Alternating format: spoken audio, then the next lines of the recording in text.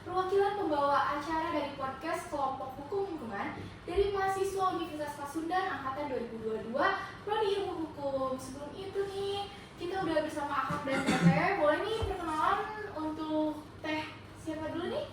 Halo semuanya, nama aku Azan Nabila, NPM aku 12.181. Aku termasuk dari anggota kelompok ini mengenai konservasi cagar alam ya, Teh.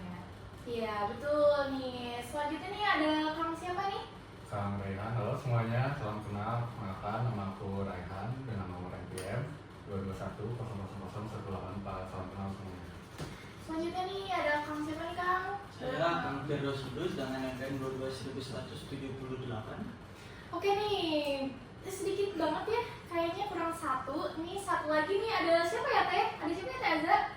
Ada siapa ya? Panggil aja gitu ya? Iya, panggil aja dong Teh. Ayo Akang masuk dulu nggak? Sebut Kang, si Kang.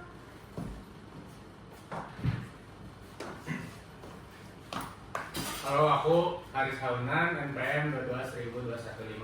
Nah, kalian kalau yang tahu nih Kak Haris ini yang ada di YouTube-nya Lutfi Alimawan ya? YouTuber asal Bandung, Bener banget. Demas. Oke, boleh kembali lagi. Nah, udah perkenalan nih. Halo Teh Azra, halo Kang Raihan, halo Halo. Kang Idrus, dan halo Kang Haris.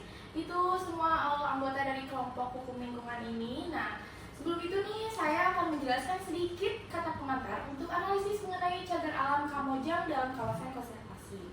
Apa sih kawasan konservasi itu? Yang belum tahu nih semuanya penonton, itu adalah daerah yang terdiri dari kawasan dari suaka alam dan pelestarian. Kawasan suaka alam ini disingkat dengan KSA, merupakan kawasan paling tertinggi dalam penguraian status kawasan yang meliputi cagar alam dan suaka marga satwa. Kemudian ada pula nih kawasan pelestarian alam atau KPA yang terdiri dari Taman Nasional, Taman Wisata Alam, Taman Hutan Raya, dan Taman Buru. Sejak keluarnya Undang-Undang Nomor 5 Tahun 1990 tentang konservasi sumber daya alam, yang hayati dan ekosistemnya, pemerintah Indonesia telah mengeluarkan berbagai upaya penetapan kawasan konservasi. Nah, sebelum itu, mari nih kita akan bertanya kepada narasumber yang sudah hadir. Terima kasih untuk telah menghadiri podcast kali ini nih. Kita nih sebelum itu ada mengenai keberadaan sistem informasi larangan dan juga himbauan, salah satunya yang membuat para pengendara motor melakukan kegiatan bermotor di Gunung Guntur. Lokasinya itu kegiatannya di Cagar Alam Kamojang. Sebelum itu nih, saya ada pertanyaan mendasar dulu nih buat narasumber yang pertama, yaitu ada Kang Raihan. Kang Raihan, terima kasih telah berkenan nih. Kalau saya akan bertanya dengan pertanyaan itu, yaitu cagar alam ini kan dikatakan sebagai cagar alam yang berdasarkan itu di dalam aturan apa sih Kak? Oh, berdasarkan observasi aku nih, Iya betul, gimana sih Kak? berdasarkan SK 274 ring 1999 yang terakhir kali diperbarui oleh Kementerian Kehutanan Republik Indonesia mengatakan bahwa sebagian besar wilayah Gunung Guntur saat ini adalah cagar alam. Jika dilihat pada peta wilayah, seluruh bagian Gunung Guntur termasuk dalam cagar alam Kamojang. Hal itu diatur di Undang-Undang tentang Konservasi Sumber Daya Alam Hayati dan Ekosistemnya dan peraturannya pemerintah nomor 28 tahun 2011 tentang pengelolaan kawasan suaka alam dan kawasan pelestarian alam Perdana 2021. Nah, apa sih regulasinya tuh? Regulasinya tuh ada pada pasal 1 ayat 9 menerangkan bahwa kawasan suaka alam adalah kawasan dengan ciri khas tertentu baik di darat maupun di perairan yang mempunyai fungsi pokok sebagai kawasan pengawetan keanekaragaman tumbuhan dan satwa serta ekosistemnya yang juga berfungsi sebagai wilayah sistem penyangga kehidupan. Sementara pada pasal 1 ayat 13 menerangkan bahwa kawasan pelestarian alam adalah kawasan dengan ciri khas tertentu baik di darat maupun di perairan yang mempunyai fungsi perlindungan sistem penyanggaan kehidupan, pengawetan keanekaragaman ini, jenis tumbuhannya, dan ada satwa. serta pemanfaatan secara lestari sumber daya alam, hayati dan ekosistemnya gitu. Oh. Nah, selanjutnya nih masih ada hubungannya dengan pertanyaan pertama nih Kang. Apakah sudah ada nih sistem informasi yang mendukung di cagar alam Kamojang, yaitu khususnya di gunung, tadi gunung apa sih Kang? Guntur ya. Guntur. Nah itu tuh ada nggak sih informasi atau sistemnya di sana tuh gimana Kang? Sebenarnya tuh tidak ada ya secara observasi secara data aku cari-cari. Sistem informasi yang mendukung itu seperti tanda arah atau larangan dan infografis membuat masyarakat maupun wisatawan tidak terorganisir dan dengan baik, sehingga terdapat beberapa kegiatan yang merusak di Taman Wisata Alam Gunung Guntur dan juga pelanggaran eksploitasi di cagar alam Kamojang yang disebabkan oleh minimnya sistem informasi maupun pengetahuan yang dimiliki masyarakat dan wisatawan. Nah, kalau menurut aku sih, kalau kita sebagai manusia tuh harus care juga nggak sih terhadap lingkungan. Tanpa adanya aturan juga kita tuh harus aware gitu. Dan menjaga lingkungan tersebut agar tidak rusak. Betul sih, saya di sini sebagai pembawa acara juga setuju ya Teh ya. Nah, tapi tuh selain itu tuh apa benar gitu? Tidak ada sosialisasi yang didapati warga di sana sebagaimana pemerintah mengenai medan jalan di situ gitu. Gimana sih Kang observasinya?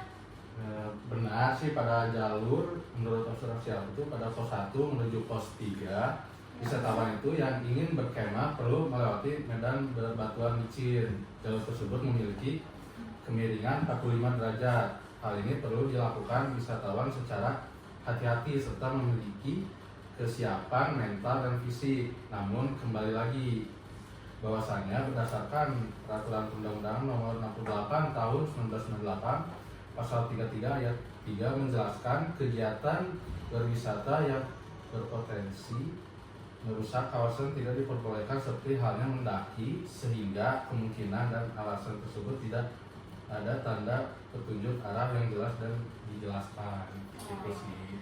Udah segitu aja nih Kang Oke. jawaban yang tadi. Terima kasih banyak Oke. untuk Kang Raihan. Selanjutnya ada Teh Aza nih. Sebelum itu kayaknya lebih baik ke Kang Idrus dulu ya daripada Teh Aza. Karena Teh Aza tuh kayaknya ada sedikit serius nih untuk pertanyaannya, beberapa pertanyaannya nih. Nih kita langsung ke Kang Idrus. Kang Idrus, saya mau menanyakan nih, apa sih yang boleh dan tidak boleh dilakukan di kawasan konservasi cagar alam Gunung Guntur ini? Gimana Kang pendapatnya? Kalau menurut saya sih, menurut peraturan pemerintah nomor 68 tahun 1998 berdasarkan UU nomor 5 tahun 1990. Pasal 20 cagar alam boleh digunakan untuk penelitian, pengembangan, ilmu pengetahuan, dan kegiatan budidaya. Tapi jangan coba-coba ya meraba, mencuri, atau menembak di sana. Pasal 33 ayat 3 juga menegaskan bahwa kegiatan yang tidak sesuai dengan fungsi zona pemanfaatan di Taman Nasional, Taman Hutan Raya, dan Taman Wisata Alam dilarang keras. Loh, jangan coba-coba ya teman-teman untuk merusak lingkungan yang ada di sana. Nah, nih sekarang nih ke Teh Aza nih, agak pertanyaannya sesuai yang tadi, agak serius nih pertanyaannya nih buat Teh Aza.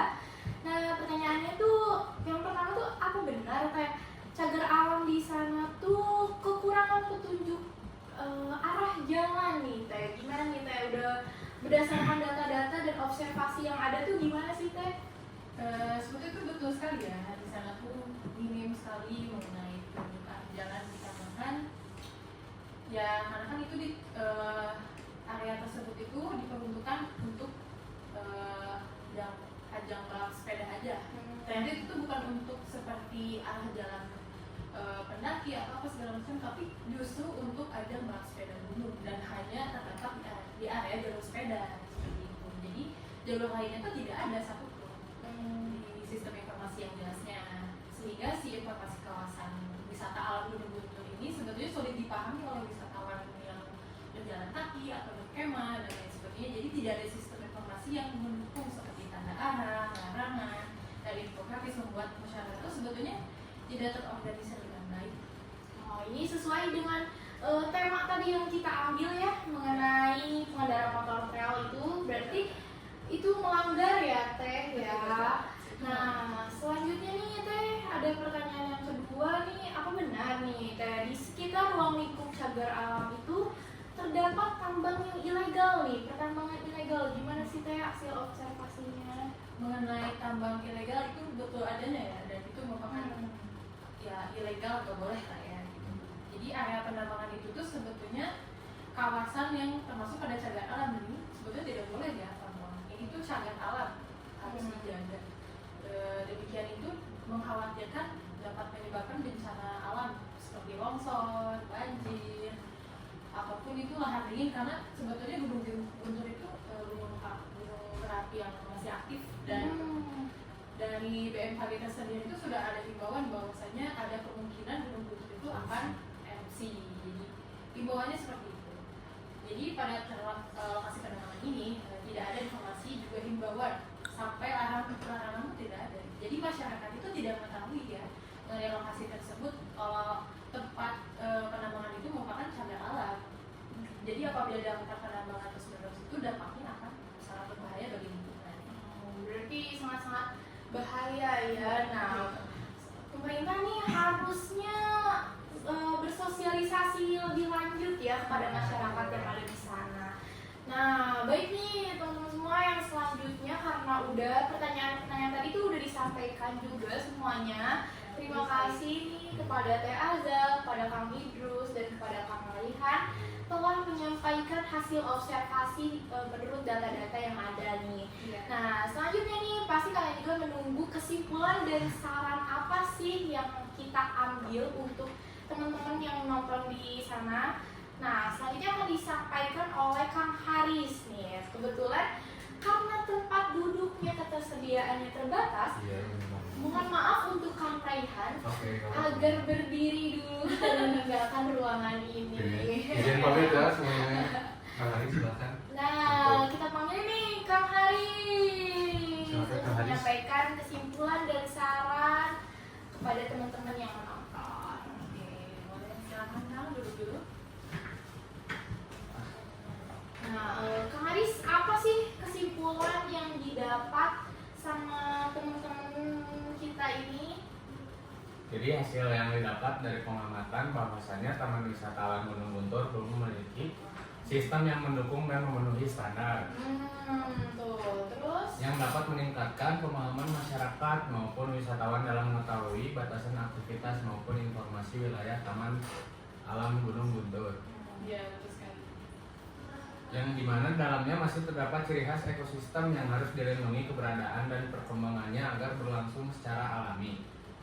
Kayak misal aktivitas mendaki muncak atau kayak motor trail, perabas kan, yang atau penambangan pasir di cagar alam Gunung Guntur merupakan aktivitas yang dilarang dan hal seperti itu Ilegal, dapat mengakibatkan hilangnya fungsi kawasan cagar alam. Tuh, itu tuh termasuk ilegal nih teman-teman. Selanjutnya Kang, Terus ada solusinya. solusinya apa tuh Kang? Perancangan perlu adanya sistem informasi yang mendukung Taman Wisata Alam Gunung Guntur yang dibuat secara informatif dan estetik, sehingga dapat membuat masyarakat maupun wisatawan memahami anjuran yang harus dilakukan, mematuhi larangan yang berlaku. Jadi nggak bakal ada hal-hal yang nggak diinginin gitu, kayak misal wisatawan atau masyarakat yang merusak. Terus ada orang-orang juga kan yang hilang. Nah itu nanti nggak bakal ada lagi yang kayak gitu. Tuh, itu salah satu solusi yang sudah disebutkan sama Kang Haris. Berarti kalian di sana mau yang buat yang mau ke cagar alam dan wisata lainnya tuh harus menuruti aturan atau regulasi yang ada ya. Nah, baik, kita cukupkan saja nih Teh Kang sampai di sini karena kesimpulan dan saran juga sudah disampaikan. Kita balik lagi nih kepanggil lagi Kang Raihan untuk bergabung di sini. Oke. Tapi mohon maaf nih teman-teman karena keterbatasan tempat duduk, jadi Kang Raihan harus Berdiri aja. berdiri aja. Kalau Gimana ini ya, dong? nggak apa-apa. Nah, untuk berdiri Sini. kita cukupkan ya sampai di sini teman-teman. Terima kasih udah menonton podcast kali ini. Cukup sekian dari kami. Mohon maaf